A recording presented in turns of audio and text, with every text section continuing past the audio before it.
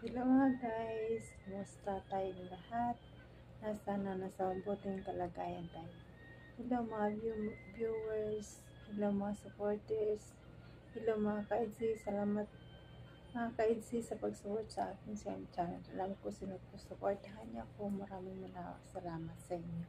Ito guys, pasalamatan muna natin ang ama ng Kalingap, Pal Santos Matubang, Atid ng Vlog, Kalingap Parab, Kalingap supporters, T-Boys, Kalitin, charity vloggers, nandyan din po ang mga reactors natin. Supportan natin sila guys para marami pa sila matulungan na sa ating mga kabayan na mahirap.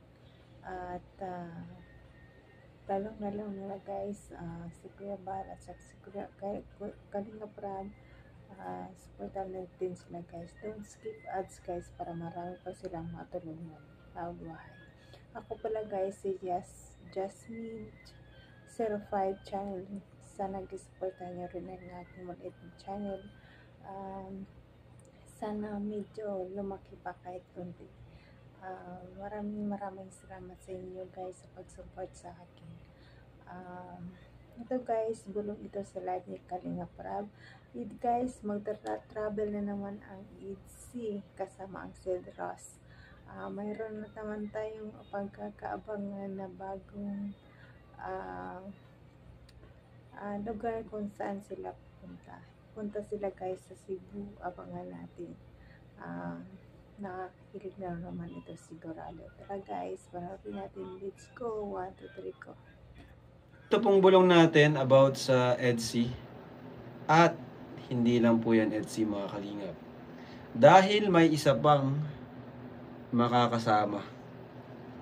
Wala nyo mga kalingap kung sino pa yung isa. As lang po, scripted ba ang EDC? Ay yung bulong natin ng EDC, walang iba kundi ang Cedros. Yun, grabe. Grabe guys. Kasama po ang Cedros. Ayan. So, EDC po ang sinama natin kasi unang-una po si Biancy ay kumbaga pwede pa siyang mag-absent at magpaalam. Mapaalam lang po tayo para makasama siya.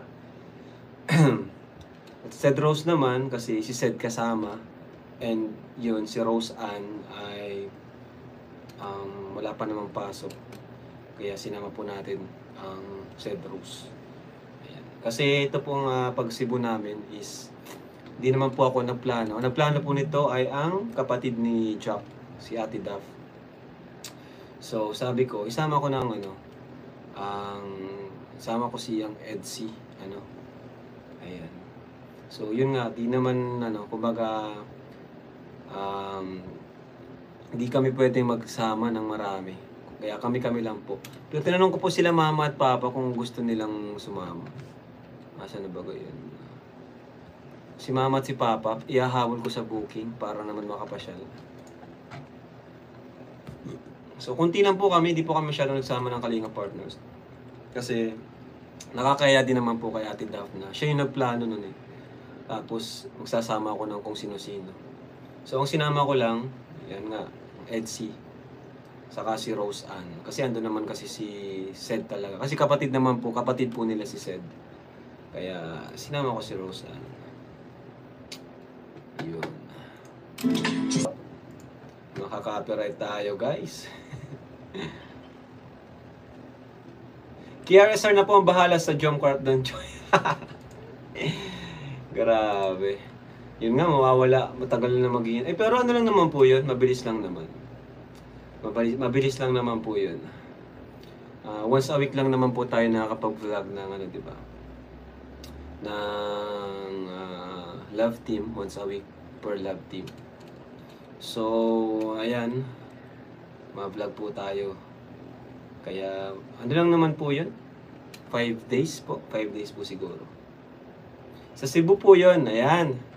So, pupunta po kami ng Cebu. Sana magkita-kita po tayo sa mga nakakilala sa amin. mga nagsusuporta sa amin. Saan po ba dyan pwedeng pumunta para ma-meet naman namin ang supporters from Cebu? Ayan. No? Kaya, yun po. Sana po ay may ma-meet din po kami dyan na supporters ng Team Kalingap. Ayan.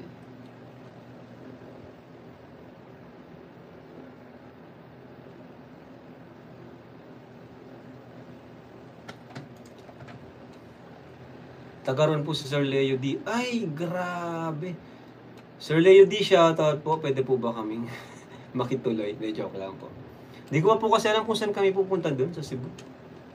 Depende po kung saan. Kasi ako di ko rin alam na kung sino yung... Kung... Yan. Promise ka. Ano yung kamay mo? Promise po. Sige na, hindi pwede yan. Hindi pwede yan. Kailangan sabayan mo ako.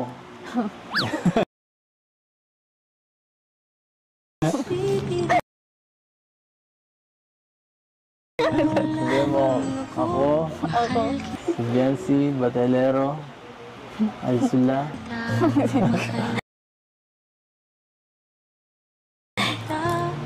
Ay nangangakong Nangako. mamahalin. Joke lang ay hindi na mga ano po. Hindi na ano po. Kay Abby. Ano na? Tapusin mo ang ano mo, sinumpaan mo.